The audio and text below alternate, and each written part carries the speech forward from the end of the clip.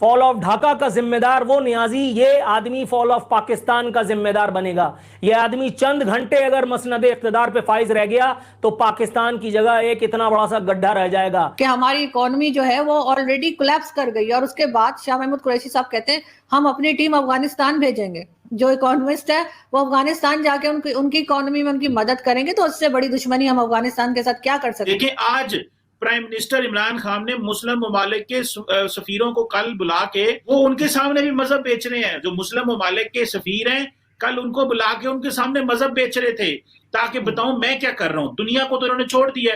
मुअर्रिख मुस्तकबिल का अपने बच्चों को बताया करेगा कि ये जगह जो तुम देख रहे हो जहां गड्ढा पड़ा हुआ है, यहां कभी किसी बदबख्त इमरान खान, साकिब निसार, पप्पा जानी की हुकूमत थी। वो पंजाबी के परत परत मुसलमानों ने मुसलमान करी जा रहे हैं। हर मुसलमान को टीके लगाए जा रहे हैं, मुसलमान किए जा रहे हैं। एक मुसलमान कहता है मैं मुसलमान हूं, कहता नहीं तू और मुसलमान हो। पाकिस्तान एक वाहिद कंट्री है जहां हर 6 महीने के बाद जो है इस्लाम खतरे में आ जाता है। और ये वो आखिरी हुकूमत थी जो इस अर्ज़े पाकिस्तान पर कायम हुई और उसके बाद सब उजाड़ दिए गए। है कि कल जो परसों वजीर आजम साहब ने बात की भाई कि हमें बताया जाए कि महंगाई को तो बड़ा बताया उन्होंने, आलू किधर चला गया, दाल मूंग किधर चली गई। मैंने तो दुनिया में कोई वजीर आजम नहीं देखा जो अपनी तकरीर में दाल मूंग की कीमतें बता रहा हो इस चीज में, क्योंकि दाल मूंग की कीमत बताना तो मजिस्ट्रेट का काम है, असिस्टेंट कमिश्नर का काम है। वजीर आजम अगर दालों की कीमतें बताएगा तो हम कहाँ जाएंगे। चले कोई नहीं, मर्जी है उनकी, वो भी बता लें।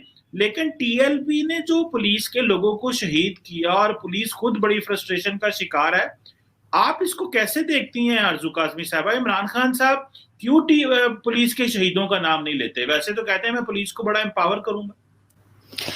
ये एक अजीब सी बात है चीमा साहब वैसे तो, कि हमारे यहाँ हमेशा से जो भी गवर्नमेंट रही है, मैं सिर्फ इमरान खान की गवर्नमेंट को नहीं कहूंगी, पिछली जितनी भी गवर्नमेंट्स रही हैं वो इस तरह के जो लोग होते हैं जैसे ये टीएलपी वाले हैं या दूसरी जो मजहबी जमातें हैं, उनसे ये बहुत डरते हैं, बहुत उनसे ये दबते हैं और इनके कंट्रोल में वो नहीं आते और शायद ये कंट्रोल करना भी नहीं चाहते।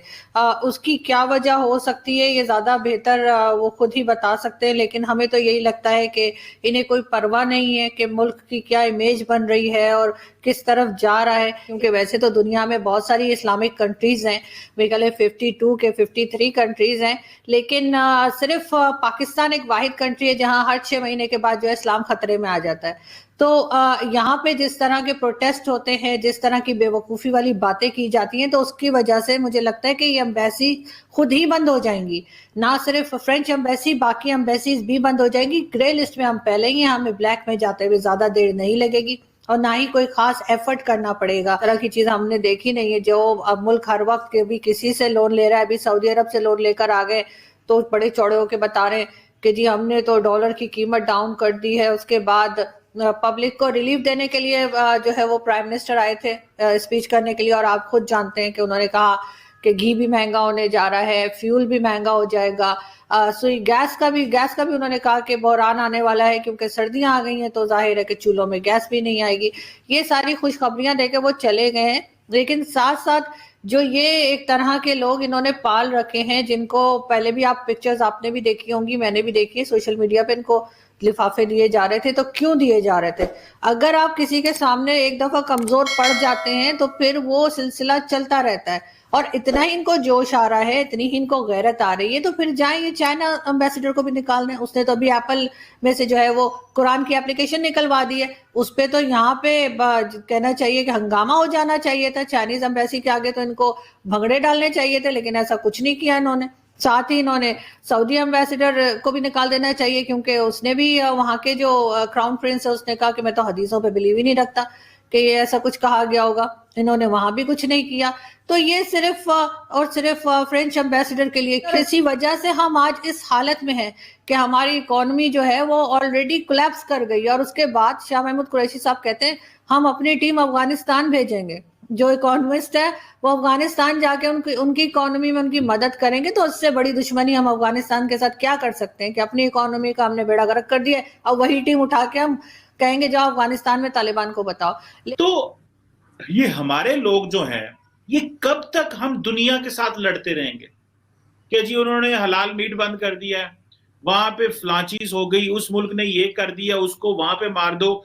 हम दुनिया से पैसे तो लेने चाहते हैं, دوسرے ملکوں کی سینسٹیوٹیز کب سمجھائیں گے؟ اور ہمارے لیڈر آج بھی دیکھیں، آج پرائم منسٹر عمران خان نے مسلم ممالک کے سفیروں کو کل بلا کے یہ کہا کہ بھائی میں جو کام کر رہا ہوں نا رحمت اللہ العالمین اتھارٹی بنا کے، وہ ان کے سامنے بھی مذہب بیچ رہے ہیں. جو مسلم ممالک کے سفیر ہیں کل ان کو بلا کے ان کے سامنے مذہب بیچ رہے تھے تاکہ بتاؤں میں کیا کر رہا ہوں. دنیا کو تو انہوں نے چھوڑ دیا ہے. تو آپ نہیں سمجھتے کہ ایک ڈائیلاگ کی ضرورت ہے؟ ہمارے لیڈران کو اپنی عوام کو بتانا چاہیے کہ مغرب کے ساتھ انگیج کیسے کرنا ہے. وہ پنجابی کہے پرت پرت مسلمانوں نے مسلمان کری جا رہے ہیں، ہر مسلمان کو ٹیکے لگائے جا رہے ہیں، مسلمان کیے جا رہے ہیں. ایک مسلمان کہتا ہے میں مسلمان ہوں، کہتا نہیں تو اور مسلمان ہو.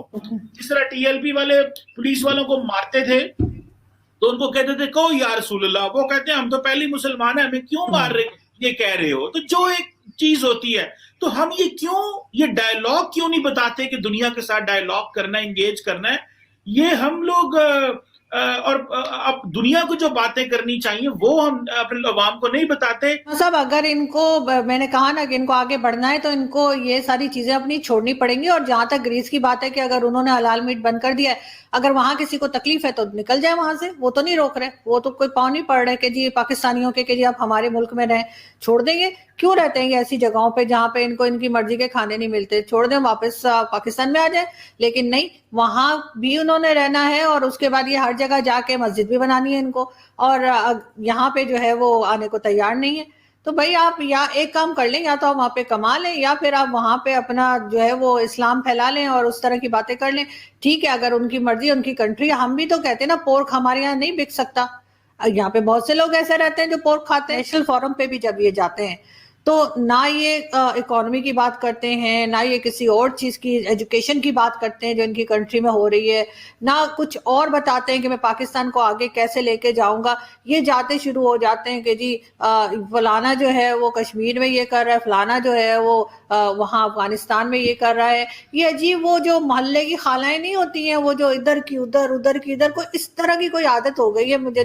تاریخ کے کوڑے دان عمران خان سے بڑے قداور رہنماؤں، لیڈروں، لوگوں، جلادوں، آمروں، ڈکٹیٹروں سے بھرے پڑے ہیں.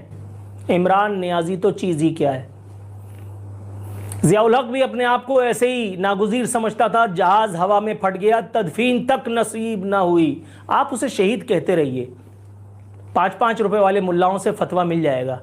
وہ بلکہ طاہر اشرفی بیٹھا ہوا، کسی دور سے جانے کی ضرورت ہی نہیں ہے. طاہر اشرفی، روحت الہلال کمیٹی والے 2 نمبر جو لوگ ہیں، ان سے آپ فتویٰ دلوا دیں. لیکن مجھے اس فتوے کی کوئی ضرورت نہیں ہے. میں اس فتوے کو کہاں رکھوں گا آپ کو پتہ ہے، اپنے جوتے کی نوک پر.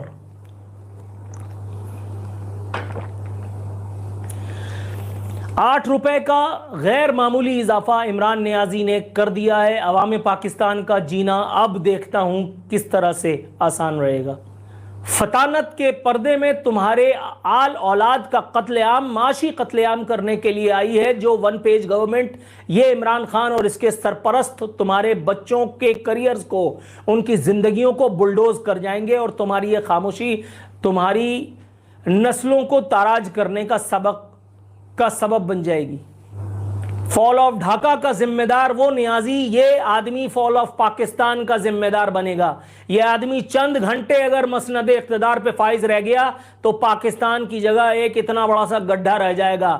مورخ مستقبل کا اپنے بچوں کو بتایا کرے گا کہ یہ جگہ جو تم دیکھ رہے ہو جہاں گڈھا پڑا ہوا ہے، یہاں کبھی کسی بدبخت عمران خان، ثاقب نثار، پپا جانی کی حکومت تھی، اور یہ وہ آخری حکومت تھی جو اس ارض پاکستان پر قائم ہوئی، اور اس کے بعد سب اجاڑ دیے گئے، فنا فی اللہ کر دیے گئے. اسی طرح خاموش زندہ لاش کی طرح رہو گے، بے شرمو، بے حسو، بے غیرتو، تو تمہیں اور تمہاری نسلوں کو اس کا خمیازہ بھگتنا پڑے گا. باہر سے کوئی صلاح الدین ایوبی اٹھ کر نہیں آئے گا، کوئی ٹیپو سلطان تمہاری مدد کو نہیں آئے گا. بے شرمو، اگر تمہارے ماں باپ نے کبھی کوئی ایک لقمہ حلال تمہارے حلق میں ڈالا ہے، بے حیاؤ، تو اٹھو اس حکومت، اس ظالم حکومت، اس ظلم کے، جبر کے نظام کے خلاف چلو.